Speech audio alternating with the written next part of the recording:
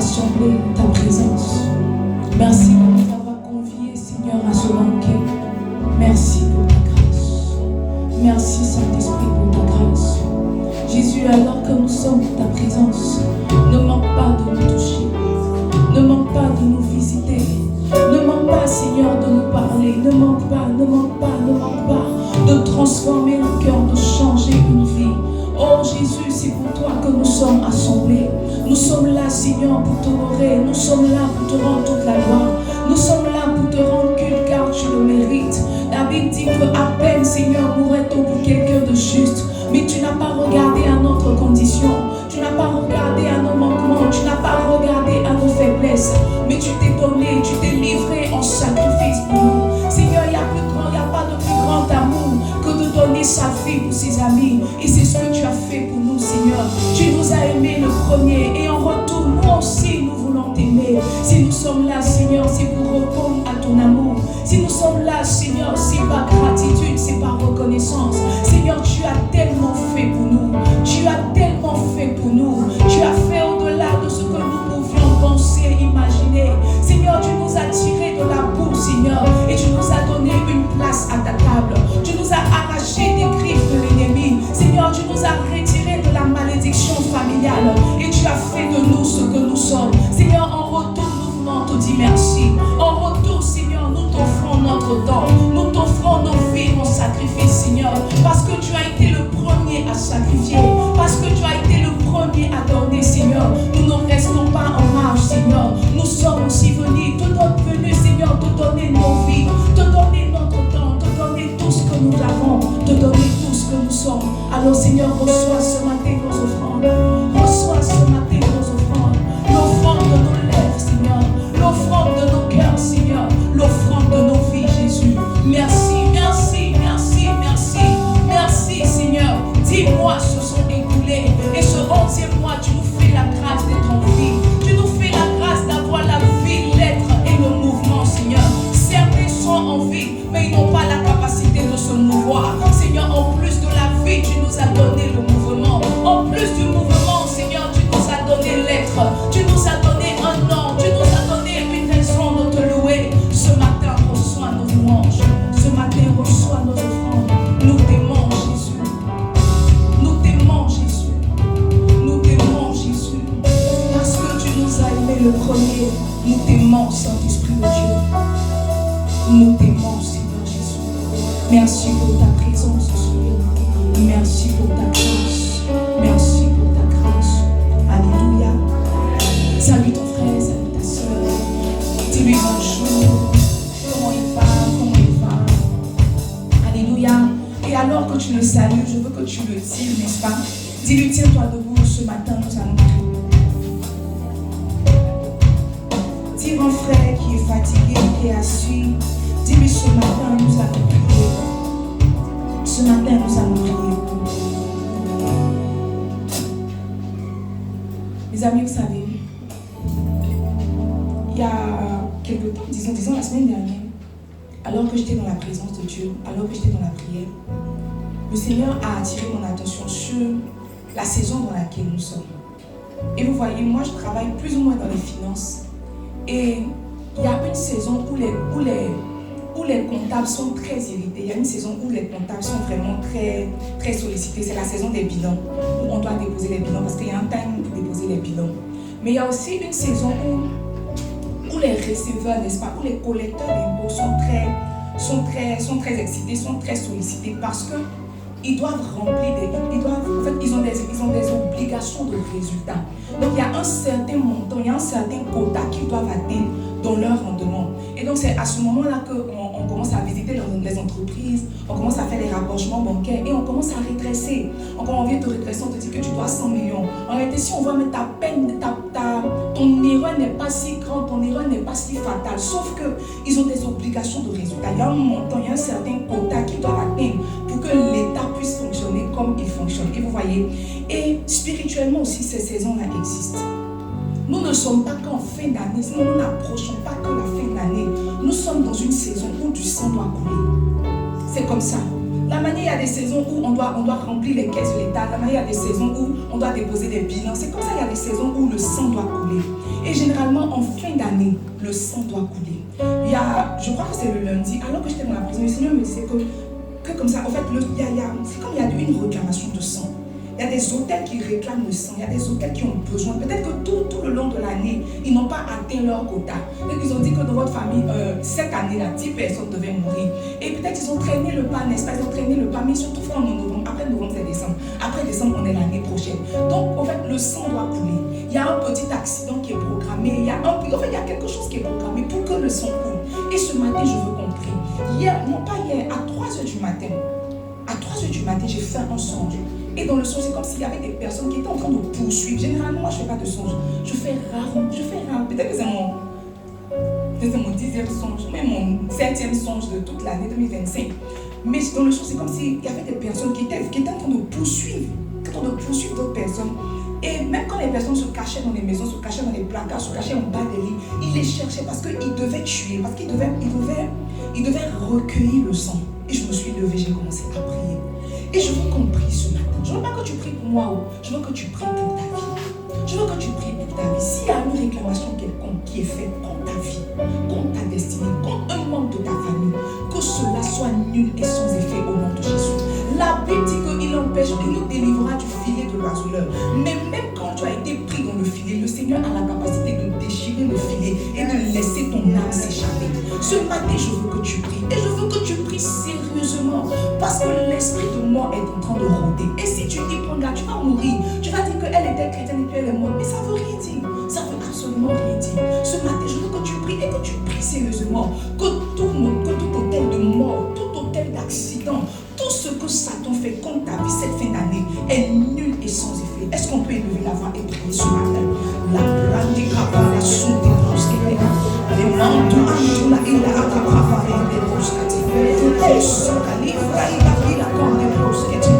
La sous des brosquettes. Et il a pris la corne des brosquettes. Les manteaux à la brosquette. Les belles brosquettes, les blancs, la brosquette. Les manteaux à la brosquette. Tout projet de Satan, contre la vie, contre ma vie, contre ma vie, contre ma vie, est nul et sans effet. Tout côté qui réclame le sang, tout côté qui réclame le sang, je m'échappe. Je suis exalté, je suis exalté, je suis exalté, je suis écouté. Est-ce que quelqu'un veut prier ce matin? À la campagne, à la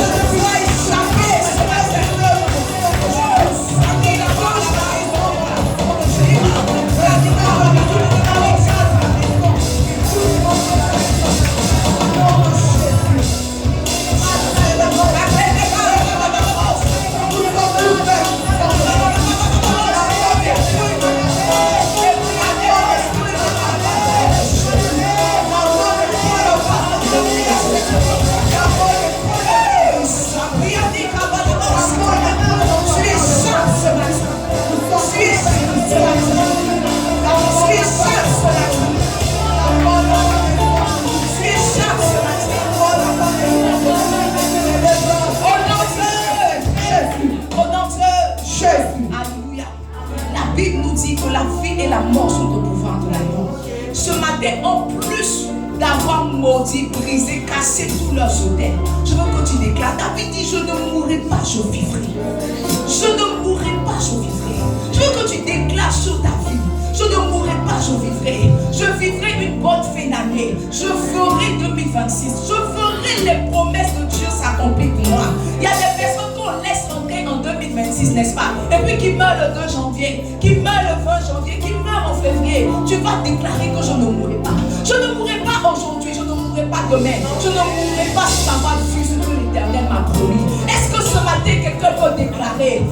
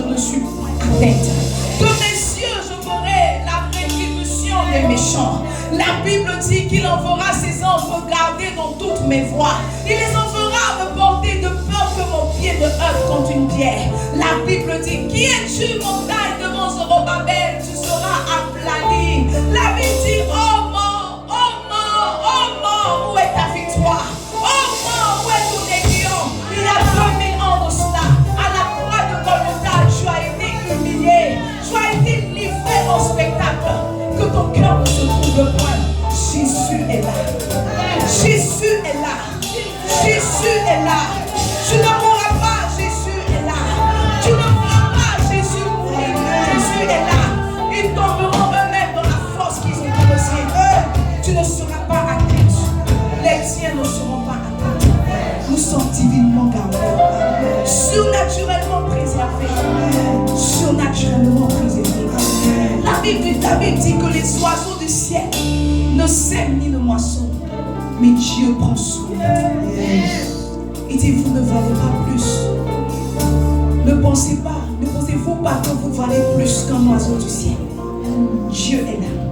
Dis à ton frère, tout va bien. Tout va bien. Dis-lui, tout va bien. Tout va bien. Nous sommes en sécurité. Alléluia. Salue-le et assieds-toi dans la présence du Seigneur.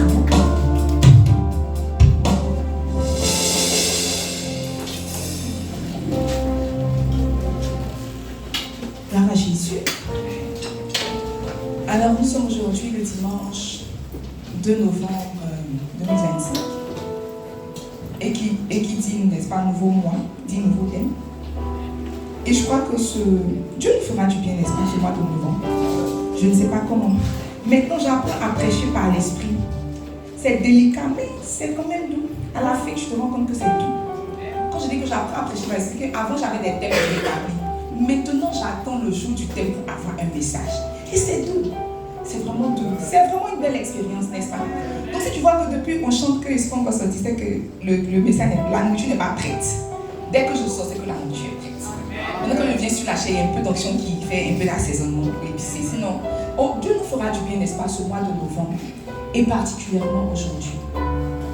Allez, on peut traiter de beaucoup de sujets. On parle de beaucoup de choses, beaucoup de thèmes dans une église. Mais il y a des thèmes qui pour moi, sont des fondamentaux, sont des bornes.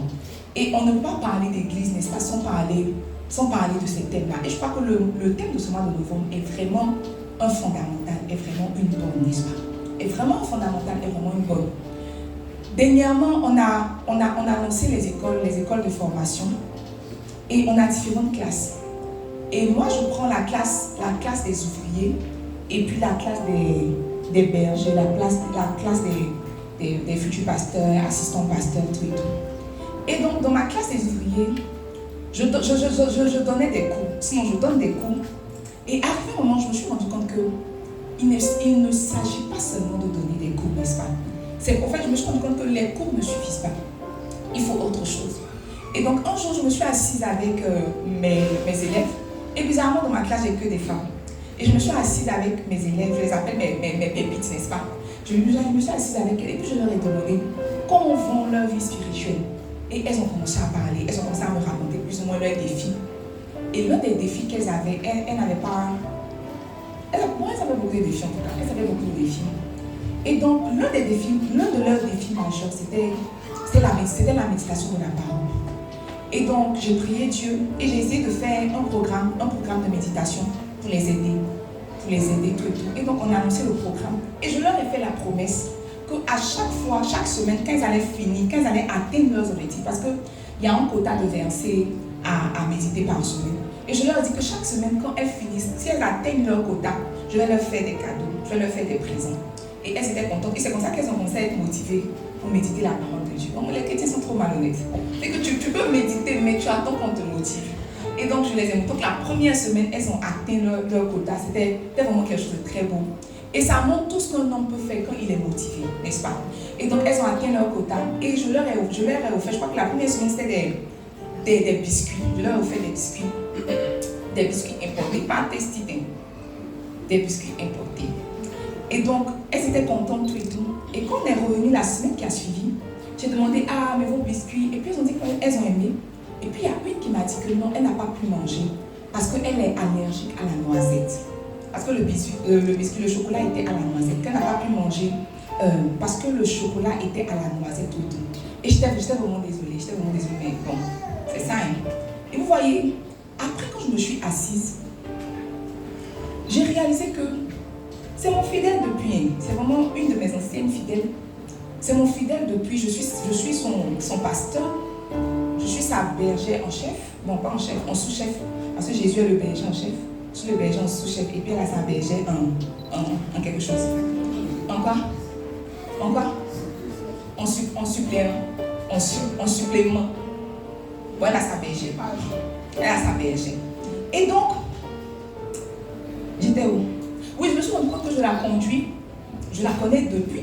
On se côtoie, mais je ne savais pas qu'elle était allergique à la noisette. Et je me suis rendu compte que on peut être ensemble sans se connaître. On peut se voir, on peut se côtoyer sans se connaître. Actuellement, tu dis que je suis ton pasteur, tu penses que tu me connais. Mais tu ne me connais pas. Tout ce que tu sais de moi, c'est que ma couleur préférée, c'est le rose. Bon, si tu sais aussi, si tu sais, ça c'est au cas où tu sais. Mais au cas où tu ne sais pas, tu me vois, tu as dit que quand tu connais ton pasteur, tu as dit oui. Le pasteur Marina Boni, la femme claire là. En fait, c'est tout ce que tu sais de moi. Ce que tu sais de moi, c'est ce que tu as vu de moi. Mais en réalité, tu ne me connais pas. Je me suis rendu compte que je la côtoie depuis vraiment des années, depuis maintenant des années, mais que je ne la connais pas vraiment, je ne la connais pas intrinsèquement. Et vous voyez, c'est pratiquement pareil dans la spiritualité. On peut côtoyer Jésus, on peut côtoyer Dieu, on peut même servir Dieu, marcher avec Dieu, sans pour autant connaître Dieu. C'était l'heure de penser qu'on connaît Dieu à cause de juste quelques informations qu'on a sur lui. Tu sais, savoir n'est pas connaître. Savoir est différent de connaître. Et j'ai réalisé que ça n'a pas commencé par nous.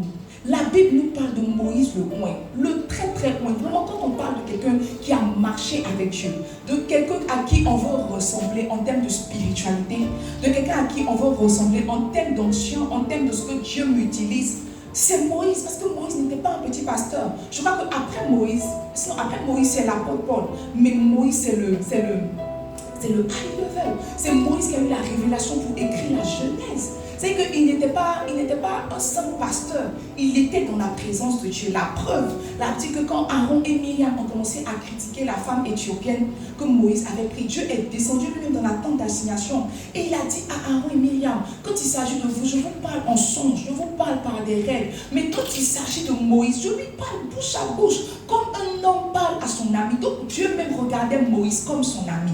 Dieu avait dépassé, avec Moïse, il avait dépassé la dimension de mon père, mon Seigneur, que mon maître, n'est-ce pas? Ils avaient atteint maintenant la dimension d'amis. Mais la Bible nous parle de ce Moïse, celui qui est parti enlever le peuple, libérer le peuple d'Israël de la main de Pharaon, celui par qui s'est manifesté les 10 plaies de l'Égypte. La Bible nous parle de Moïse. Nous tous, on veut ressembler à Moïse. Je ne sais pas pour toi. Nous tous, on veut ressembler à Moïse. Et vous voyez, la Bible dit qu'arrivé un moment, alors que Dieu a fini de lui montrer des signes et des prodiges, il dit Seigneur, je ne sais pas parler, il dit c'est moi qui fais la bouche. Il dit Seigneur, il dit non, je sais avec quoi je vais partir. Il dit mets ta main dans ton blouson, sa main sort, il y a la lèvre, sa main rentre, il y a la lèvre est partie. Il dit jette ton bâton, le bâton se transforme en serpent, le bâton revient. Il veut dire qu'en termes d'intimité, il y avait intimité. Mais la Bible nous dit qu'arrivé un moment, donne-moi Exode 4, je crois que c'est Exode 4. Elle dit qu'arrivé un moment, alors que Moïse était en train de partir avec toute sa tribu, Exode 4, verset 21, là où dit l'Éternel dit à Moïse, en partant pour retourner en Égypte, vois tous les prodiges que je mets en ta main. En d'autres termes, regarde comment je t'ai oint. Tu les feras devant Pharaon. Ce n'est pas un homme qui parlait à Moïse, c'était l'Éternel lui-même. Il dit, en partant pour retourner en Égypte, vois tous les prodiges que je mets en ta main. Tu les feras devant Pharaon. Et moi, j'endurcirai son cœur, et il ne laissera point aller le peuple. Allons, verset 22. Tu diras à Pharaon, ici parle l'Éternel, Israël est mon fils, mon premier-né. Je te dis, laisse aller mon fils pour qu'il me serve. Et si tu refuses de le laisser aller, voici, je ferai périr ton fils, ton premier-né. Verset 24. La Bible dit que pendant le voyage, en un lieu où Moïse passa la nuit, l'Éternel l'attaqua et voulut le faire mourir. Mes amis, c'est vraiment très étrange. Dieu parle à Moïse, il l'envoie en mission. Il lui dit exactement quoi dire. Il ajoute même que j'ai mis des prodiges dans ta main. En d'autres termes, je t'ai oint. N'eût été le verset 24 de Exode 4. on aurait cru que la relation entre Moïse et Dieu était un beau fixe. On aurait cru que les deux étaient des amis inséparables. On aurait cru que entre Moïse et Dieu, tout allait bien. Sauf que l'Éternel, la Bible dit que, remets le verset 24 s'il te plaît. La Bible dit qu'en un lieu, pendant le voyage, en un lieu où Moïse passa la nuit. Donc tu peux m'envoyer le matin, tu peux me poindre le matin, m'envoyer parler à Pharaon. Tu mets même les mots dans ma bouche, tout et tout, mais tu sais que le soir, tu as un rendez-vous pour me tuer. Tu as un rendez-vous pour me tuer. La Bible dit que l'Éternel l'attaqua et voulut le faire mourir. L'Éternel a attaqué Moïse pour le faire mourir. Mes amis, c'est de l'heure de croire qu'on connaît Dieu. Tu ne connais pas Dieu. Faut dire à ton frère, tu ne connais pas Dieu. Le Dieu qui t'envoie le matin peut te tuer le soir.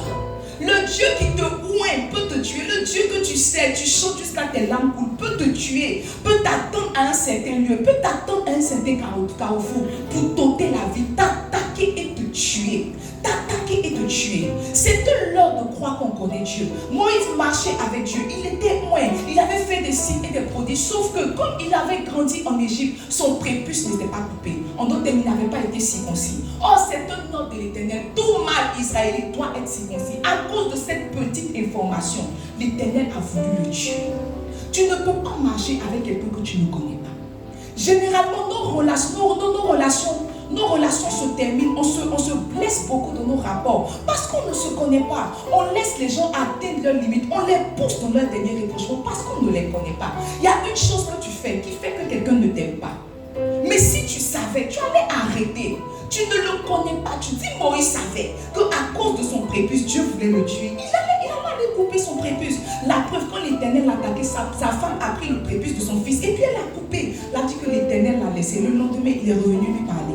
Il fallait que Moïse dise que non, comme tu as failli me tuer, il ne faut plus me parler. Ils ont continué le chemin comme si de rien n'était. Ça veut dire que Moïse allait mourir là. Sa destinée allait s'arrêter là. Dieu allait prendre quelqu'un d'autre pour continuer le chemin. Dieu allait prendre quelqu'un d'autre pour continuer le chemin. Dis à ton frère, connaître Dieu. Dis-lui bien, connaître Dieu. Dis-lui encore, connaître Dieu. Mes amis, Moïse a failli laisser sa vie dans cette histoire de marche avec Dieu. La Bible nous parle d'un autre qui s'appelle Uza. Uza. Bon, souvent quand je m'assois, je réfléchis à la mort d'Uza. Bon, c'est une mort pour donner une leçon à nous tous, sinon en temps normal. Uza ne devait pas mourir. Mais c'était mal connaître l'Éternel. Donne-moi 2 Samuel 6.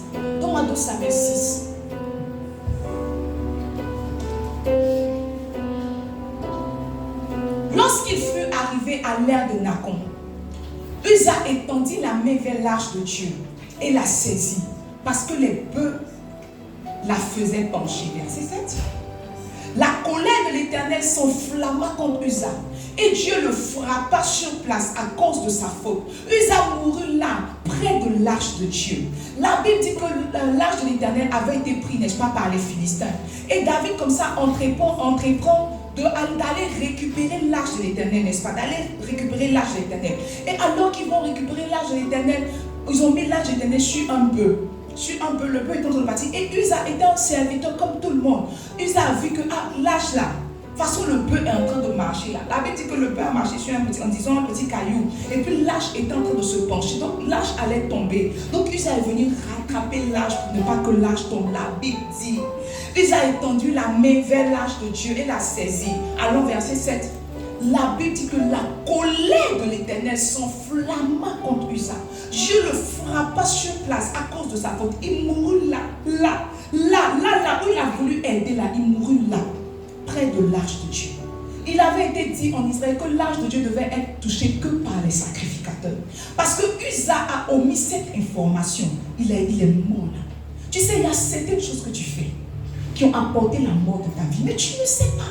Parce que quand on chante là, je parlerai de ta bonté. Oh Dieu, tu es amour, tu es miséricordieux. Tu ne sais pas que l'amour de Dieu n'exempte pas de tuer. En réalité, c'est parce que Dieu aime même qu'il tue. C'est parce que Dieu aime même qu'il blesse. Il a dit dans Job, il dit qu'il fait la plaie et il la bande. En d'autres termes, il te blesse et puis même il croque dessus.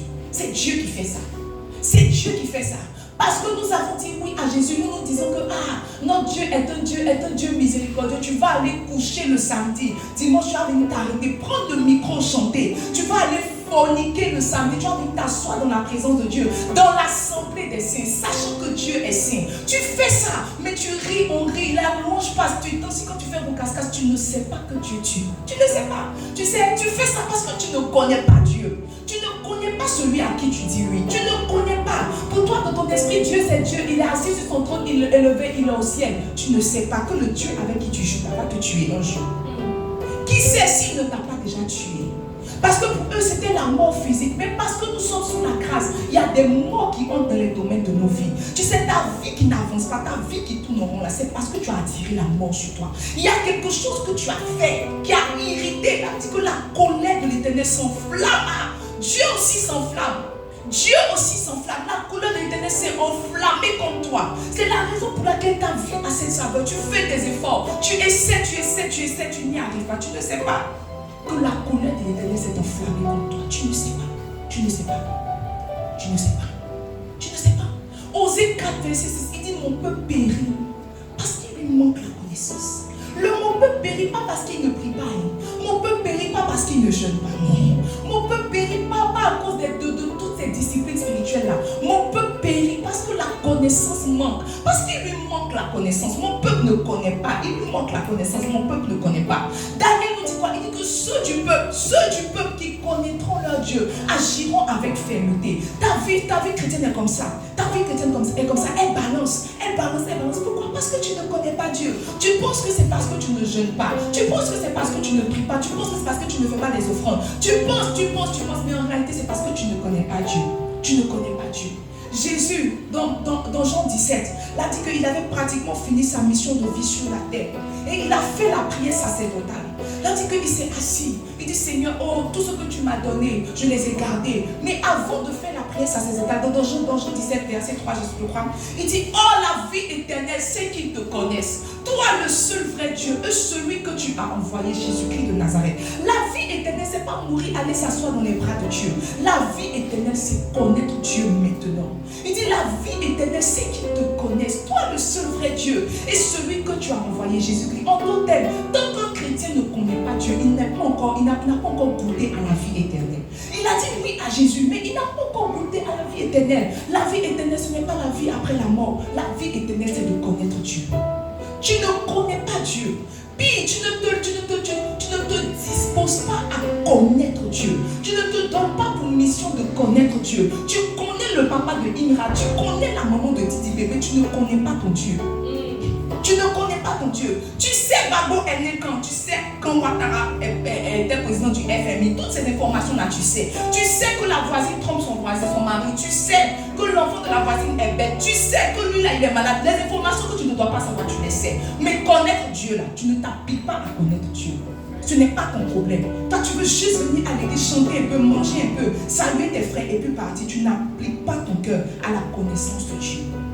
Il dit, beaucoup me diront, Seigneur, Seigneur, en ton nom nous avons chassé les démons. En ton nom nous avons ressuscité les morts. En ton nom nous avons fait des exploits. Il dit, je leur dirai, je ne vous ai point connu. Ouvrier d'iniquité, ça veut dire qu'on peut servir, mais on peut servir dans l'iniquité.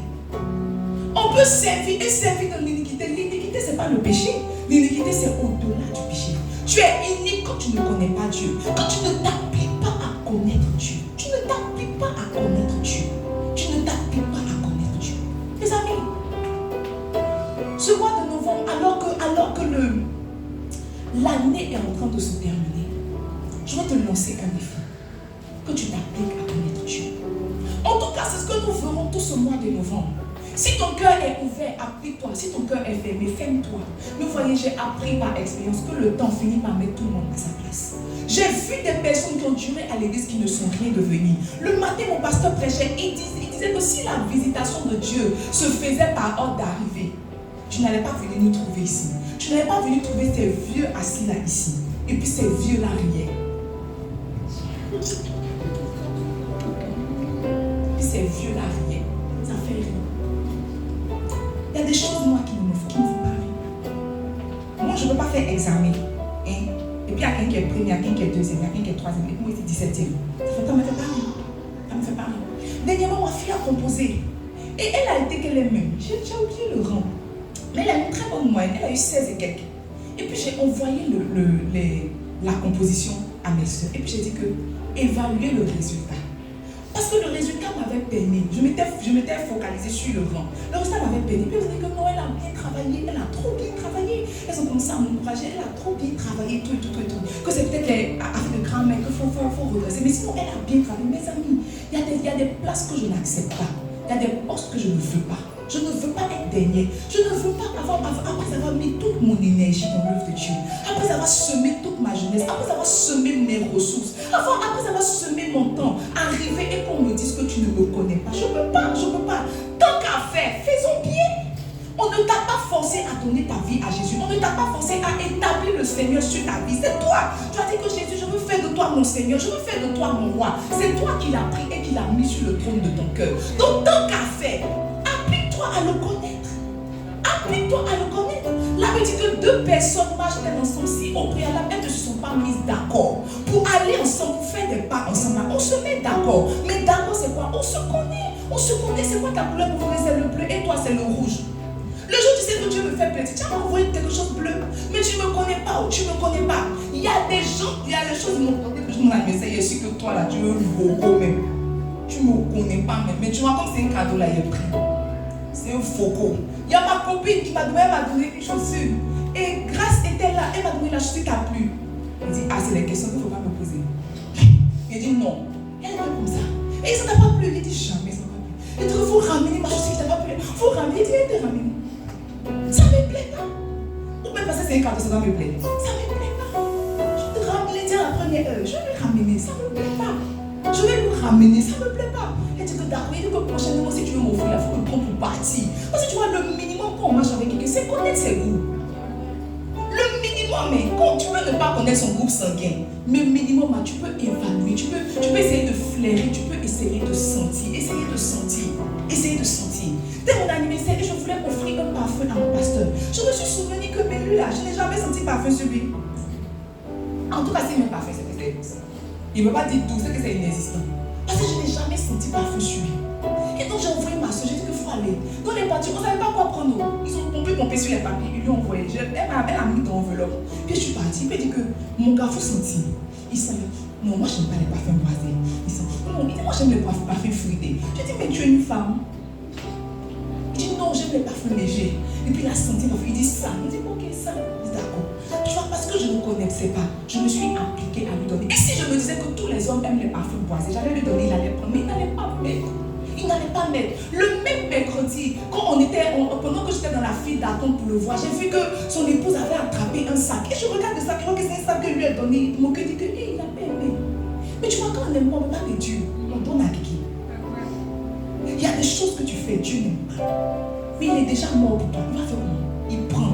En espérant que plus tard tu t'appliques à le connaître. Mais le temps est en train de passer, tu ne t'appliques pas à le connaître. Le temps est en train de passer, tu ne t'appliques pas à le connaître. Moïse, je suis en train de marcher avec toi. Moïse, j'ai fait un signe, j'ai fait un prodige. J'ai envoyé Aaron, je t'envoie, je te parle. Tu ne t'assois pas pour réfléchir, pour dire que est-ce que moi je suis en ordre avec l'Éternel. Tu ne t'assois pas pour dire que moi je vais délivrer le peuple d'Israël là. Quelles sont les lois de Dieu? Ça ne t'intéresse pas. Toi tu marches avec moi, toi tu avances avec moi. Attends, à un certain carrefour, je vais te tuer. À un certain carrefour, je vais te tuer. Mes amis, servir Dieu là, ça ne t'exempte pas de mort. Venir à l'église, ça ne t'exempte pas de mort. Je vous ai dit, mon tonton est mort la dernière fois. Il est mort la dernière fois, on était fin novembre. Il est mort la dernière fois, il était juste assis au bureau. Et puis il était là, je sens plus. Il a piqué une crise, il a perdu connaissance, il est mort. Sa mort n'a pas fait beaucoup de jours. Il est mort comme ça. Il est mort. Il était chrétien. Il était très chrétien, il était évolué. Il était dans l'église du prophète Chio. Et son prophète, c'est pas un petit prophète, mais il est mort. Pour dire que moi, je suis ton petit pasteur, et puis tu n'as pas mort. Les amis, faites attention. Sinon, faisons attention. C'est un piège d'essayer d'avancer avec un Dieu qu'on ne connaît pas. C'est un piège d'essayer de faire des pas. Les années passent, les saisons passent. Toi aussi, tu passes, mais tu ne sais pas. Tu ne connais pas celui avec qui tu marches. Tu ne t'appliques pas. Tu ne t'appliques pas à le connaître. Tu ne t'appliques pas à le connaître. Dis à ton frère, connaître Dieu. Ma soeur, tu peux me donner le visuel de mon thème. C'est notre thème du mois de novembre, n'est-ce pas? Dis-lui connaître Dieu. Dis-lui connaissons Dieu. Connaissons Dieu. C'est l'urgence de la saison. Connaître Dieu. Toujours en rose. Il n'y a pas beaucoup de couleurs dans cette église. Connaître Dieu. En rose avec un peu de paillettes. Amen. C'est Dieu vous avait donné un pasteur garçon, ça allait être bleu. Mais connaître Dieu est rose. Connaître Dieu, c'est l'urgence du moment. C'est la clé. Jésus dit que la vie éternelle, c'est qu'il te connaît. Ça veut dire qu'il n'y a pas de vie éternelle en dehors de connaître Dieu. Osez dire mon peuple périt parce qu'il lui manque la connaissance. Ça veut dire que tant que tu ne connais pas, tu es condamné à mourir. Daniel dit que ceux du peuple qui connaîtront leur Dieu agiront avec fermeté. En d'autres termes, tu ne seras jamais un chrétien stable, un chrétien faible si tu ne connais pas Dieu. Connaître Dieu même, c'est la clé. On pensait que c'était des longs temps de prière. On pensait que c'était des longs temps de jeûne. C'est faux. C'est connaître Dieu qui est la clé. C'est connaître Dieu qui est la clé. Maintenant, vous voyez, connaître Dieu, ça veut dire quoi concrètement? Qu'est-ce que ça veut dire? Connaître, qu'est-ce que connaître veut dire? Dis-moi à ton frère, qu'est-ce que connaître veut dire? Dis-lui, qu'est-ce que connaître veut dire? La première chose qu'elle connaît, connaître, ce n'est pas avoir des informations. Où tu es là, tu sais que Messi est argentin, tu sais que Cristiano Ronaldo est portugais, mais demande à ton frère, tu le connais? Tu ne le connais pas. Tu sais que sa femme s'appelle Georgina. On a regardé Netflix, on a vu que sa femme s'appelle Georgina Rodriguez. On a vu la fois qu'il lui a donné bague. Bague là dépasse pas un paquet de lotus là. Voilà sa main là, comme ça sur bague là. Une autre bague là sur sa main. Voilà, ça c'est les informations qu'on a sur eux. Mais tu vois, avoir des informations ne veut pas dire connaître. Connaître, ce n'est pas avoir des informations. Connaître, ce n'est pas savoir. Le dictionnaire biblique a une définition bien à elle, bien à lui du mot connaître. La première chose que connaître veut dire, n'est-ce pas? Connaître veut dire être en relation, être en intimité. La première chose que connaître veut dire être en relation, être en intimité. La deuxième chose que connaître veut dire, la deuxième chose que connaître veut dire expérimenter, tester, goûter. Expérimenter, tester et goûter. Quand le dictionnaire biblique donne la définition du mot connaître, ce sont ces notions-là qui sortent. Intimité, n'est-ce pas? Intimité, relation. Expérimenter, goûter, n'est-ce pas? Intimité, relation, expérience, et puis goûter. C'est ça, non? Maintenant, vous voyez, savoir, ce n'est pas connaître. Et si nous voulons vraiment marcher dans la connaissance de Dieu, si nous voulons nous appliquer à connaître Dieu, la Bible nous a montré une voie par excellence. Sinon, c'est la voie par excellence. Je crois que c'est l'une des plus grandes voies. Sinon, la Bible nous a montré une voie, la grande voie, la voie par excellence. C'est sa parole. Dis à mon frère sa parole. Dis-lui bien sa parole. Donne-moi Jean 1, verset 1 à 3. C'est un des versets les plus célèbres de la Bible. Au commencement était la parole. La parole était avec Dieu. La parole était Dieu. Allons, verset 2. Toutes choses. Elle était au commencement avec Dieu. Verset 3. Toutes choses ont été faites par elle. Et rien de ce qui a été fait n'a été fait sans elle. Ça continue. En elle était la vie, tout. Mais la Bible dit que au commencement était la parole. Et la parole était Dieu. La parole était avec Dieu. Toutes choses ont été faites par la parole. Tu vois, si tu veux connaître Dieu, sinon le meilleur moyen, la meilleure voie par laquelle tu pourrais t'appliquer à connaître ton Dieu, le Dieu avec qui tu marches, le Dieu que tu as accepté, le Dieu au nom duquel tu as été baptisé, le Dieu que tu sais, la Bible dit que c'est sa parole. Pourquoi c'est sa parole? Parce que la Bible dit que la parole est Dieu. Ça veut dire que chaque fois qu'un homme est en train de s'exposer à la parole, c'est à Dieu qu'il est en train de s'exposer. En réalité, toutes les fois qu'un homme est en train de s'exposer à la parole, c'est Dieu qui est en train de dépaisser. C'est Dieu qui est en train de dépouiller, c'est Dieu qui est en train de dépêcer. Dépêcer veut dire quoi? C'est le ventre de Dieu qu'il est en train d'ouvrir et il est en train de regarder ce qu'il y a dedans. Chaque fois que tes regards sont plongés dans la parole, chaque fois que tu es exposé à la parole, en réalité, c'est Dieu que tu es en train de connaître. C'est Dieu que tu es en train d'apprendre à connaître. En d'autres termes, toutes les fois où tu n'es pas exposé à la parole, c'est Satan que tu connais. Amen. C'est Satan que tu connais. Amen. C'est Satan que tu connais. Amen. Mon pasteur prêchait ce matin, parce que tu m'entends prêcher sur la conversion véritable. Et il prêchait, il disait que quand on vous demande, quand vous donnez votre vie à Jésus, vous ne voulez pas que la suite change. Ce qui doit changer, la première chose qui doit changer, c'est ce à quoi vous vous exposez. On ne peut pas être chrétien et écouter la musique du monde. Il est en train de parler que regarde ce que tu... En fait, la musique du monde est mauvaise parce que le message qui est véhiculé n'est pas bon. Et derrière tout ce qui est véhiculé, il y a un esprit. l'esprit de celui qui chante, n'est-ce pas? C'est pas ça. Tous ceux qui écoutent là, ils sont violents et ils ne réfléchissent pas beaucoup, ils ne réfléchissent pas loin. Leur cerveau ne tourne pas bien. C'est pas ça? Danger. Quand toi, tu retournes dans tes yeux, tu dis danger. Danger, danger. Ça te plaît? Ça te plaît? Parce que tu danses ça, ça te plaît. Si c'est pas fait, c'est sexe. Si c'est pas sexe, c'est quoi cuit. Si c'est pas cuit, c'est sexe. Tout ce qu'ils vont dire dans le message, c'est ça. C'est ça. Si c'est pas son concurrent aussi, c'est un peu d'amusement. C'est pas ça. Et puis tu écoutes, ça t'amuse, ça distrait, ça fait ton esprit là s'envole. Ton esprit là s'envole. Tu ne peux pas étudier à l'école, tu ne peux pas retenir à l'église, tu es là. De toi dans ta vie, tu t'envoles, c'est pas où tu t'en vas. Mais ça dépend de ce à quoi tu t'exposes. Et c'est que tu vois, quand tu deviens chrétien, il y a des choses auxquelles tu ne dois pas t'exposer. Quand tu n'es pas en train de t'exposer à la parole de Dieu, tu es en train de t'exposer à Satan. Maintenant, tu vois, Satan ne vient pas comme ça. Satan vient sous plusieurs formes. Ça sera peut-être une petite série que tu vas regarder. Tu seras en train de scroller, n'est-ce pas, sur Facebook. Tu auras deux personnes qui s'embrassent. La première fois, tu es arrivé comme ça. Tu passes encore deux personnes qui s'embrassent. Tu dis, mais peut-être que c'est Dieu qui veut montrer comment on embrasse. Là, maintenant, tu fixes tes yeux, tu regardes. Maintenant, tu vois, pendant qu'ils sont embrassés là, toi-même, avant, tu es l'acteur. Maintenant, tu es acteur. Tu restes s'embrasser. Tu dis que, mais attends, et si c'était moi? Et si c'était moi, tu es comme ça, tu te vois, tu te sens dedans comme ça. Ça t'est fait, tu te sens dedans comme ça. Maintenant, tu es bien. Laisse-moi dire que tu es bien audience, tu es bien excité. Il y a personne autour de toi. C'est là maintenant, tu vas aller voir peut-être une soeur ou bien une petite prostituée. Puis tu as mon ça me dit que la mère, j'ai encore chuté. Tu es sorcier. J'ai encore chuté, soutiens-moi. J'ai encore chuté. Aie pitié de ta fille, aie pitié de ton fils. Tu es méchant. Parce que tu vois ce que tu as vu puis tu t'es arrêté là. Nous tous on voit. Mais quand on voit là, on scrolle. Nous tous on voit. Mais comment? Qui n'a pas envie d'apprendre à embrasser? Qui n'a pas envie? Nous tous on a envie, ça n'a pas envie.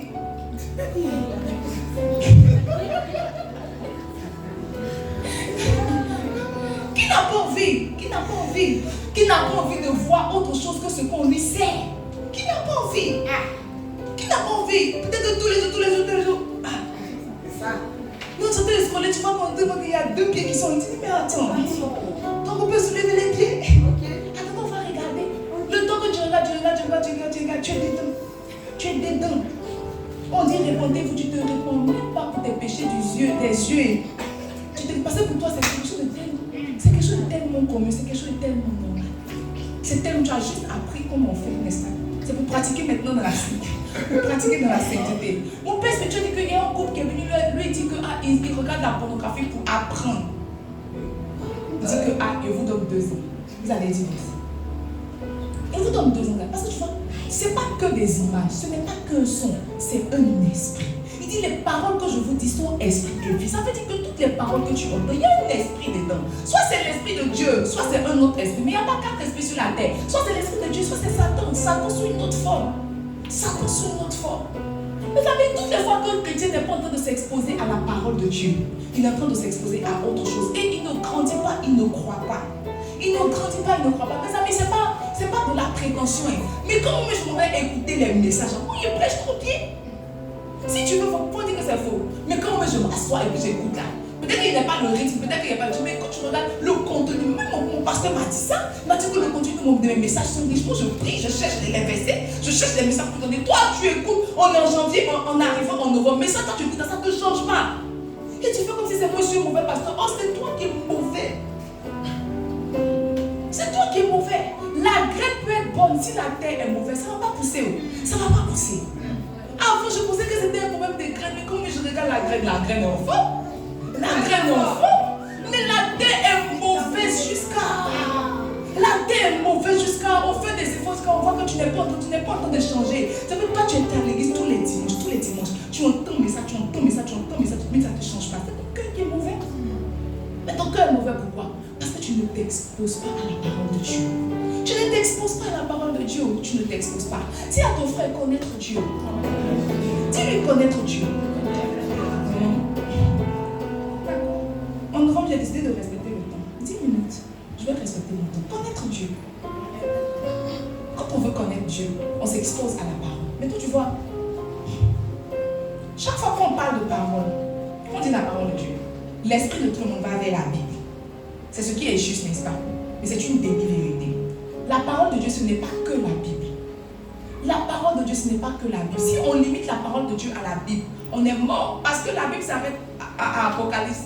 Un gars qui a eu une expérience céleste. La Bible, les évangiles, n'est-ce pas? Pas les, si vous voulez, les évangiles et la continuité, la naissance et la continuité de l'église s'arrêtent à quoi?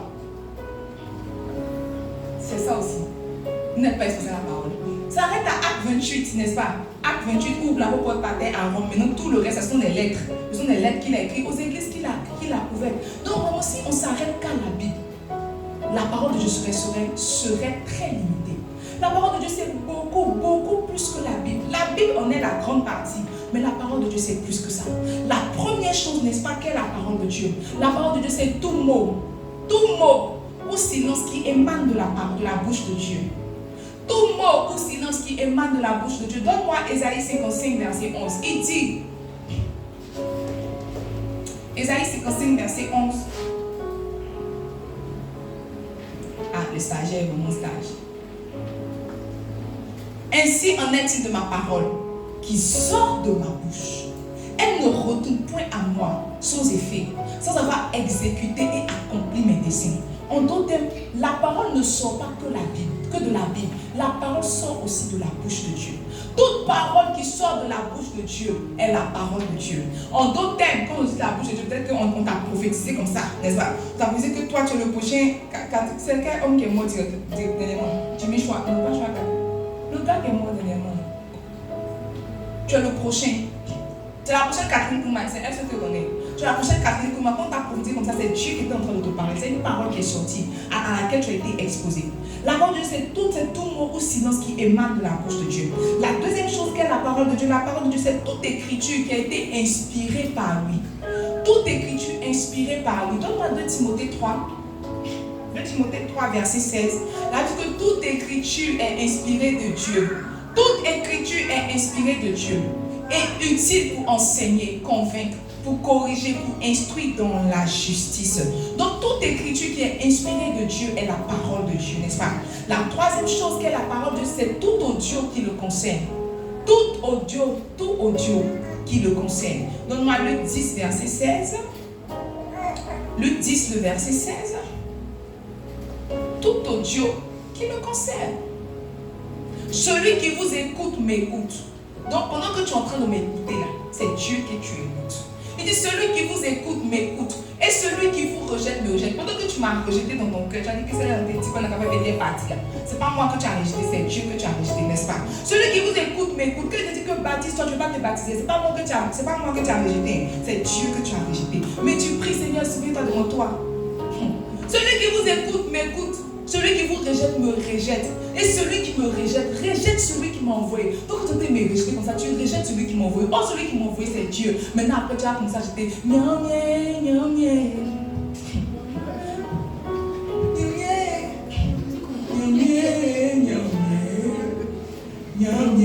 bladémie-toi. Ils ne vont pas te bladémie-toi. Ils ne vont pas te bladémie. Pas te bladémie. Celui qui m'écoute, celui qui vous écoute m'écoute. Celui qui vous rejette me rejette. Et celui qui me rejette celui qui m'a envoyé. Toutes les fois où tu es en train de prêcher, tu as dit qu'elle n'a pas fini à partir là. Tu es en train de rejeter Dieu. Tu es en train de rejeter Dieu. C'est pas moi. C'est pas moi. C'est pas moi. Vous voyez, quand on voit ce qu'est la parole de Dieu, on se rend compte que la parole de Dieu peut prendre plusieurs formes, plusieurs déclinaisons. Aujourd'hui, je veux poser mes bases, n'est-ce pas? Avant la semaine prochaine, on va courir dans le thème. Vas-y, il reste 7 minutes. Qu'est-ce que tu fais? Qu'est-ce que tu fais? Donc, la première forme que prend la parole de Dieu, c'est la Bible. Dis à ton frère la Bible. Dis à ton frère la Bible. Maintenant, demande-lui doucement, sors ta Bible. Doucement, c'est en famille. Demande-lui, sors ta Bible. Doucement. C'est pas, faut pas, les gens vont savoir. Puis doucement, sors ta Bible. Ah, Jésus. Les chrétiens ont de moins en moins de Bibles en papier. C'est étrange. De moins en moins de Bibles en papier. Bon, ma Bible est finie, je prévois acheter une Bible. Je suis en train de chercher. J'ai vu une Bible, mais c'est pas rose, donc elle est laissée. Ok. Je prévois acheter une nouvelle Bible, mais je ne vois pas. Je vais acheter une version silver. Mais je vais chercher. Donc si vous voyez quelque part là-bas, une Bible gros caractère, version Seigneur, envoie-moi une box. Parce que ma Bible est finie. Ma Bible est vraiment finie. Donc la première forme que prend la Bible, n'est-ce pas, c'est que prend la parole, c'est la Bible. Mes amis, la Bible est un recueil de 66 livres. Qui a déjà lu les 66 livres de la Bible? Je ne vois pas des mains dans l'auditoire. C'est dû à quoi? J'ai un problème de vue. Qui est converti, ça fait 1 an? Depuis plus d'1 an. Levez bien vos mains. C'est pour vous juger. Mais ne voulez pas dire que je ne vous juge pas. C'est pour vous juger. Qui est converti, ça fait plus d'1 an? Bon, qui a donné sa vie à Jésus, ça fait plus d'1 an? Qui est baptisé, ça fait plus d'1 an? Vous tous, ce n'est pas le moment. Qui a fait l'appel au salut? Il vous voit des mots. Ok. L'appel au salut. Parce que vous avez dit que vous n'avez pas dévoté à Jésus. Mes amis, ça fait 1 an que tu as donné ta vie à Jésus. Ça fait 2 ans que tu as donné ta vie à Jésus. La dernière fois, j'étais en train de scroller. Et puis j'ai vu que la patronne est revenue sur Novelas. Et ma voisine disait que oui, c'est revenu, tu ne savais pas. Je lui ai dit que je ne savais pas. Parce que je ne regarde pas Novelas. Tu sais, les choses qui reviennent là, tu sais. Mais la Bible, 66 livres, tu n'as pas fini de lire. Mais tu as lu plus de 66 nouvelles au pays. Là, tout le monde se demande comment va le pays, tu sais. C'est mon collègue. Dès qu'il arrive au bureau comme ça là, il dit, tu sais pas, ils sont rentrés. Il dit, qui est rentré? Il dit, ils sont rentrés. Il dit, mais qui est rentré? Si tu écoutes mon collègue, tu vas penser que la Côte d'Ivoire est en train de brûler. Il dit que allez vous voyez comme ça, il faut faire des provisions. Parce qu'ils sont rentrés. Mais qui? Il dit, tu n'arrives pas, tu ne me pas. Ils sont rentrés. Tout ça là, il sait. Mais les petits 66 livres, tu n'as jamais lu.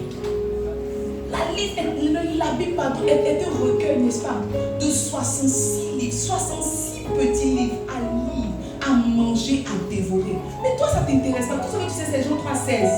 Jean 3,16, le plus petit verset de la Bible, Jésus pleura. Quand on te demande comme ça, tu donnes. Jean quoi, verset 35, Jésus pleura. C'est les petits trucs comme ça, tu connais. Mais tu vois, il y a ce que tu dois connaître là. Tu ne connais pas. Tu ne connais pas. Tu ne connais pas. Tu ne connais pas. La Bible, au-delà d'être un livre, n'est-ce pas, ça raconte une histoire, en fait, la plus belle histoire d'amour. Un Dieu qui s'est fait chair pour vous apprendre mais quelle église. La Bible est un condensé vraiment d'informations sur Jésus, mais de paroles et de mots aussi que Jésus a dites. Donc tu ne peux pas vouloir connaître Jésus et puis ne pas ouvrir ta Bible, ça n'a pas de sens. On ne peut pas connaître Dieu en dehors de sa parole. Tu ne peux pas savoir qui est Jésus, s'il est né à Bethléem, où il est mort, où il est crucifié, ce qu'il veut, ce qu'il ne veut pas. Tu ne peux pas savoir si tu n'ouvres pas ta Bible. Tu ne peux pas connaître Dieu si tu n'ouvres pas ta Bible. C'est le jour où tu médites et que tu tombes sur le péché. Et la personne des critiques qui dit que celui qui s'allie à une prostituée fait une seule chair avec elle. Quand tu lis ça, ça rentre dans ton esprit. Tu te rends compte que toutes les personnes avec qui tu as couché, tu es devenu un avec eux. Maintenant, il se trouve que tu as couché avec 35 personnes. Où tu es là, tu t'attends là, tu es 35. Tu es 35. Tu es 35. Il y a un toi qui est ici, mais il y a 34 autres qui se promettent. Il y a 34 autres qui se promettent. Il y a un qui a il a flash. Il y a un qui a quoi, qui est parti aux États-Unis. Donc quand toi, le ciel te voit là, tu es 35. Tu as un compte qu'on connaît à l'église, mais il y a des gens partout dans le monde. Parce que tu dis sur tout ce qui bouge. C'est le jour où tu lis ça là, tu te dis que attends, il est fait devenir un. Attends, mais tu n'as jamais lu. Tu n'as jamais lu, donc tu ne sais pas. Tu ne sais pas. Si tu avais lu ta Bible, tu saurais que Dieu est le mensonge. En fait, Dieu, c'est pas qu'il n'aime pas. Il est le mensonge. Il a le mensonge en horreur. Alors tu es où? Mais, je suis là. Je suis là. Oh, tu es encore à la maison. Pour toi, c'est des petites choses. Mais si tu avais lu ta Bible, tu allais savoir que Dieu a ça en horreur. Dieu a ça en horreur. Hier, je suis sortie dans une voiture de quelqu'un qui conduisait, la personne était chrétienne. Bon, la personne dit qu'elle est chrétienne. Il y avait un feu rouge, la personne a accéléré. Je me suis assise doucement. Elle dit, Seigneur, l'intégrité est une vertu. Si la personne avait ouvert sa Bible, elle allait savoir que Dieu n'aime pas. Il faut prendre la photo de la personne. C'est fait. La photo de mes amis, si vous n'ouvrez pas vos Bibles, vous n'allez pas connaître Dieu. Vous n'allez pas connaître Dieu. La Bible est un livre qui ne se lit pas. C'est un livre qui se médite. C'est un livre qui se dévore. On ne lit pas la Bible comme on est en train de lire une nouvelle. On médite, on essaie de comprendre. Jésus a changé l'eau en vin, ça veut dire quoi? On s'assoit, on réfléchit, on applique sa réflexion. avec sa réflexion. Tu veux connaître Dieu, mais tu ne fais pas les choses pour connaître Dieu. La deuxième forme que prend la parole de Dieu, ce sont les livres. Tu n'as pas de Bible, mais est-ce que tu lis un livre? Il y a un livre que tu as ouvert en janvier, on est en novembre. Il y a un livre que tu as ouvert en janvier, on est en novembre. Tu n'es même pas encore à la 4e page. Tu n'es même pas, tu mets le livre dans ton sac. Tu sors ça matin, tu reviens le soir. En fait, on dit que quel livre tu as sorti? Mais le ciel sait que toi tu lis un mot par jour, un mot par jour. Un mot par jour. En fait, le ciel, quand le ciel examine, toi tu vas finir le livre en 2027. Un mot par jour. Tu peux scroller, tu ne peux pas t'asseoir. Tu ne peux pas t'asseoir, ouvrir un livre, et tu dis que tu veux connaître Dieu, et tu dis que tu aimes Dieu. C'est faux. C'est faux, c'est faux, c'est faux. Il dit à Habakkuk, écris la prophétie. Donne-moi Habakkuk s'il te plaît. Habakkuk 2:2. Il dit, écris la prophétie, grave-la sur des tables. C'est comme si Dieu, quelqu'un doit écrire pour que d'autres personnes lisent. Les gens ont des expériences, ils écrivent, faut lire. Parce que tu vois, souvent quand on lit la Bible, on se dit que c'est bizarre. Quand tu lis la Bible, tu te dis que c'est bizarre. Il y a des choses que les gens ont vécues. Tu te demandes si toi tu vas vivre ça. Mais tu vois, quand des personnes de ta génération, quand des personnes mortelles comme toi, de ton temps, vivent les mêmes choses, je te dis que oh, moi aussi je peux vivre ça. Moi aussi je peux expérimenter ça. Moi aussi je peux expérimenter ça. Élisée a dit, Seigneur, ouvre ses yeux qu'il voit la montagne pleine de chars et de chevaux de feu. Quand tu lis ça, là, tu peux pas t'identifier à Élisée. Parce que Élisée, c'est la double portion. Quand tu lis ça, tu dis que ce sont des hommes très élevés.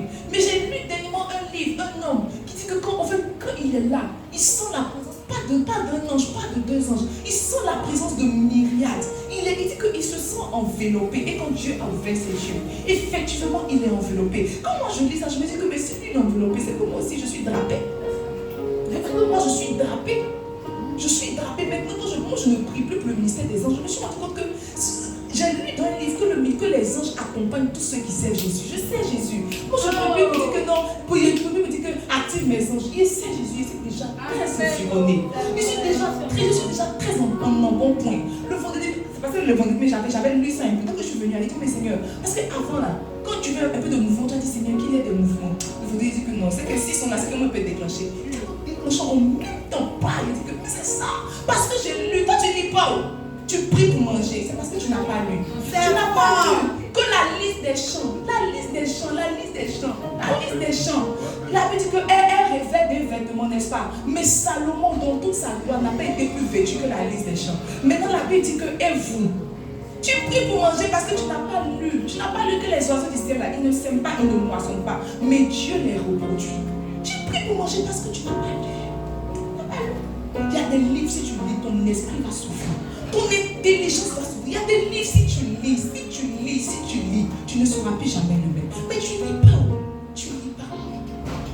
Un peu de scroller, tu ne lis pas. Ceux qui vont me tuer, c'est ceux que les livres sont PDF. Et qui impriment. Non seulement c'est PDF, et puis tu voles l'auteur. Quelqu'un que Dieu a inspiré, tu le voles. Tu prends ça sur papier, tu lis, quand tu surlignes.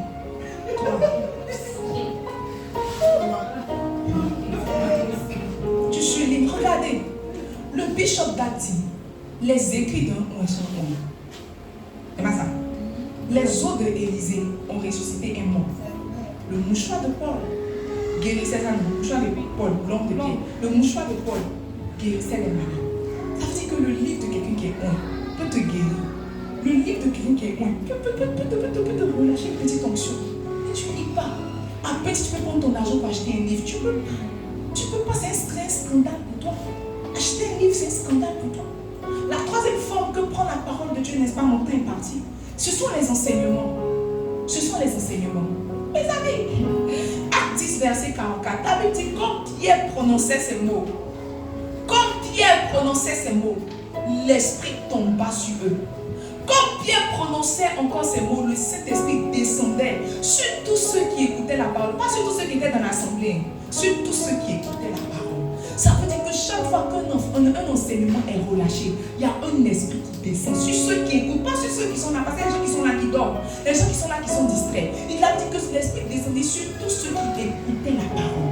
Sur tous ceux qui écoutaient la parole. Mes amis, les enseignements sont oui. Le bishop d'Arc qu'on connaît là, il dit qu'il a reçu l'onction en écoutant une canette de Kenneth Hagin. Il dit qu'il a écouté jusqu'à un jour, il a vu la canette là venir rentrer dans son ventre. Depuis ce jour, il est point. Depuis ce jour, il y a des enseignements que tu écoutes, ça fait rentrer la vie en toi. Ça fait rentrer la vie dans tes os. J'ai écouté le bishop Orogo, il dit que non, c'est pas Orogo, c'est Théophilus Sunday. Il dit qu'on ne parle pas anglais, on ne parle pas sa langue. Donc quand on est chrétien, on parle esprit, on parle feu. Maintenant, quand je parle, je vois qu'il y a le feu dans ma bouche. C'est toi qui ne vois pas et moi je vois. Fire dans ma bouche. Je vois. Il dit qu'on parle la vie. Il dit I speak life. C'est ce que je te dis là. C'est la capacité de te donner la vie. La capacité de tu n'écoutes pas les enseignements. On a mis sur YouTube, c'est trop pour toi. Toi quand tu vas sur YouTube, c'est pour regarder ce audio là. Qu'est-ce qu'il te dit va faire contre Imra? J'ai vu sur Facebook qu'on a invité 2 femmes de Tibé et d'Imra pour venir discuter à la télé. Aïe! À la télé. Aïe! Et si je dis aïe, c'est que Jésus est là. Il est à la porte. Il est vraiment à la porte. Avant on disait qu'il était à la porte, mais là même là. Ah! Il a cassé la porte. Aïe! On fait inviter 2 femmes. On dit la conspiration et puis les autres, c'est quoi? Je ne sais pas. Et puis ils vont s'asseoir pour discuter des personnes qui ne connaissent pas. Et peut-être qu'ils ne les connaissent pas. C'est étrange. C'est comme ça que vous faites vos discours de Ronaldo et Messi là. Toi, tout ce que tu sais, c'est que tu connais, c'est papa. Tout ce que tu connais de ton environnement immédiat, c'est papa. Mais tu parles de Messi, tu parles de Ronaldo comme si on te payait. Mais aller sur YouTube, mettre un message pour écouter, c'est trop te demander. Liker même la page de ton église, on t'a insulté, on t'a fait du mal. Depuis là, j'ai réussi à 756 followers. Pourquoi? Tu es méchant. Mais Ronaldo a 12 millions. Pourquoi? Pourquoi vous faites ça? Il a 12 millions d'abonnés. Depuis l'année en train de finir, je sais que c'est 756 personnes sur moi. Et dans les 756, quand il fait une petite publication, c'est 3 commentaires. Et 3 commentaires, c'est mes amis pour m'encourager. Vous êtes méchant. C'est méchant. Je suis partie défiler sur les messages de YouTube là. C'est incommode. Moi, je suis obligée d'ajouter un autre commentaire. Quel message? C'est mon meilleur poche. Mais toi, vous ne commentez pas. Je suis obligée de mettre quel message, puissant message. J'ai mon été béni. Mais c'est même vous ne commentez pas. Si c'est mon meilleur poche, c'est dans ma tête, dans ma tablette. Pourquoi aller partir sur YouTube pour dire quel message? C'est parce que vous ne faites pas. Allez t'asseoir sur YouTube, écouter un message. Tu ne peux pas. Tu n'arrives pas à prier, tu n'arrives pas à te sanctifier. On a prêché un message sur la sanctification, mais tu m'envoies un message à moi de t'aider. Tu es méchant parce que c'est sur YouTube. Tu ne peux pas aller écouter, c'est trop te demander. Tu prends tes mégas là, tu te balades un peu, tu viens un peu de pornographie, un peu des personnes pour s'embrasser. Tu dragues un peu les filles là, tu demandes un peu d'argent, c'est fini, puis ta journée, c'est vidéo éternelle. Mon Dieu, quelle journée. Tu es méchant. Tu es méchant. Si tu ne t'exposes pas aux enseignements, tu ne seras pas un chrétien stable. Tu vas mourir. Écoutez les enseignements. Exposez-vous à la parole de Dieu.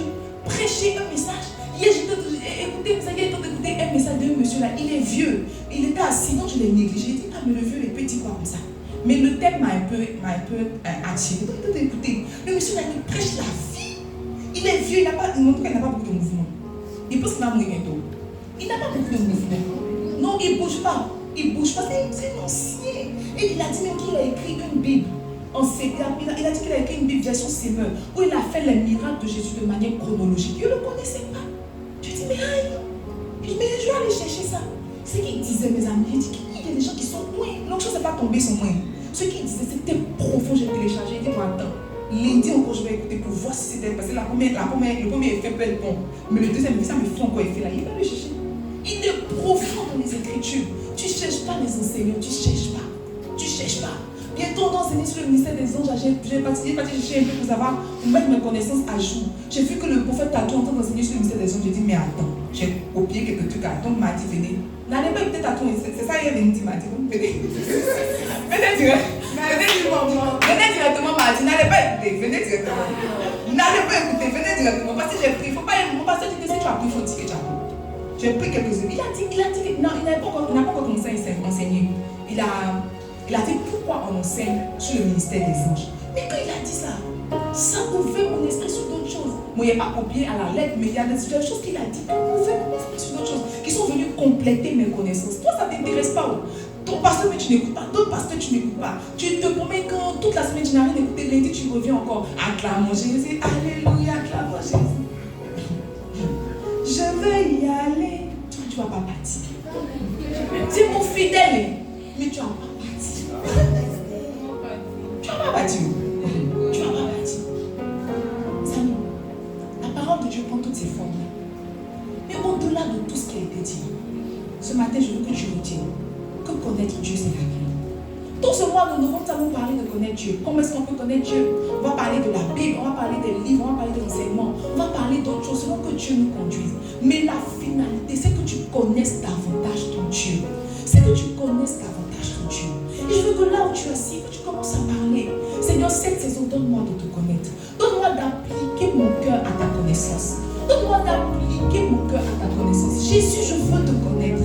Jésus, je veux te connaître. Je ne veux pas juste avoir des informations te concernant. Je ne veux pas juste savoir des choses sur toi. Je ne veux pas me contenter de ce qu'on m'a dit. Je ne veux pas me contenter de ce que j'ai vu. Je veux moi aussi expérimenter. Une des définitions qu'on a donné de connaître, c'est expérimenter, c'est sentir, c'est goûter. Ce matin, je veux que tu pries. Dis, Jésus, moi aussi, je veux te goûter. Moi aussi, je veux t'expérimenter. Moi aussi, je veux te connaître. Est-ce que ce matin, quelqu'un peut prier? Quelqu'un peut dire, Jésus, donne-moi cette saison d'appliquer mon cœur à ta connaissance. D'appliquer mon cœur à ta connaissance. D'appliquer mon cœur à ta connaissance. S'il te plaît, Jésus, je veux te connaître. Est-ce que quelqu'un peut demander la grâce de me connaître, la grâce de me connaître, la grâce de me connaître. Jésus, fais-nous grâce. Jésus, fais-nous grâce. Donne-nous d'appliquer notre cœur à ta connaissance, de savoir qui tu es, ce que tu veux, ce que tu fais. Seigneur, comment tu fais ces choses, ce qui fait plaisir à ton cœur, ce que tu n'aimes pas. Cette saison, Jésus, d'appliquer nos cœurs à ta connaissance, d'appliquer nos cœurs à ta connaissance, d'appliquer nos cœurs à ta connaissance. S'il te plaît, Jésus, fais-nous grâce. S'il te plaît, Jésus, fais-nous grâce. Nous voulons te connaître. Nous voulons te connaître. Nous voulons te connaître. Que les écailles de nos yeux tombent. Que nos préjugés tombent. Seigneur, que nos fausses doctrines, nos fausses connaissances, nos fausses informations tombent. Montre-nous qui tu es. Révèle-toi à nous. Révèle-toi à nous, s'il te plaît. Révèle-toi à nous, s'il te plaît. Seigneur, nous réalisons que te connaître est une option. Que te connaître n'est pas un feeling. Te connaître est la clé de la saison. Te connaître est la clé de la vie chrétienne. Te connaître est la clé de la vie. C'est la clé de la stabilité. C'est la clé de la marche avec toi. La Bible dit que Enoch marcha avec toi au point où tu l'as pris. Nous aussi, nous voulons marcher avec toi. Nous aussi, nous voulons te connaître. Que tu prennes plaisir à nos vies. Que tu prennes plaisir à nos services. Que tu prennes plaisir à nos sacrifices. Nous voulons te connaître. Connaître ton cœur. Connaître tes besoins. Connaître tes désirs. Nous voulons nous appliquer cette saison à ces choses. Nous ne voulons pas, Seigneur, cette saison te demander de faire. Cette saison, nous te demandons de t'exposer à nous. Expose-nous à toi, Seigneur. Sinon, expose-toi à nous. Révèle-nous ton cœur. Fais-nous grâce de te connaître. Fais-nous grâce de te connaître. Fais-nous grâce de te connaître. S'il te plaît, Jésus. S'il te plaît, Jésus. Fais-nous grâce de te connaître. Fais-nous grâce de te connaître. Fais-nous grâce de te connaître. Fais-nous grâce de te connaître. Au nom de Jésus-Christ de Nazareth, nous disons tous Amen. Alléluia. Gloire à Jésus. Alors ce matin, je veux pour terminer mon message, lancer un appel. Je pense que vous connaissez déjà, vous qui n'avez pas encore reçu Jésus comme le Seigneur et le Sauveur de vos vies. Si vous n'avez pas encore établi, n'est-ce pas, Jésus en tant que comme Seigneur sur vos vies, l'occasion vous est donnée ce matin de faire la paix avec Jésus. Les temps sont mauvais, la saison n'est pas bonne. C'est le moment de revenir à Christ. Si tu es un chrétien et que tu as rétrogradé, l'occasion t'est donnée de revenir faire la paix. Et si tu as un parrain qui n'a pas encore donné sa vie à Jésus, certainement tu as été invité et tu te dis que tu es là par un concours de circonstances. Mais si tu as été exposé à son message, c'est parce que Dieu vraiment veut t'ouvrir son cœur. Dieu veut te recevoir, n'est-ce pas, en tant que fils. Alors ce matin, je veux lancer l'appel. Si tu es ici, que tu veux recevoir Jésus comme le Seigneur et le Sauveur de ta vie, lève la main, n'est-ce pas? Nous allons ensemble faire la prière, la confession de foi. Après quoi, nous allons prier et te recommander à la grâce de Jésus. Si tu es ici, que tu veux recevoir Jésus comme le Seigneur et le Sauveur de ta vie, tiens-toi debout, n'est-ce pas? Sinon, nous préparons nos offrandes. Aujourd'hui est le premier dimanche du mois de novembre Et la Bible nous recommande d'apporter à la maison du trésor nos dîmes, nos offrandes, afin qu'il y ait à manger dans la maison de Dieu. Donc si tu es ici, que tu veux payer ta dîme, tu peux lever la main, une enveloppe te sera donnée. Sinon, nous préparons nos dîmes, nos offrandes, nous venons apporter sous la conduite du groupe musical et du service, nous apportons nos offrandes.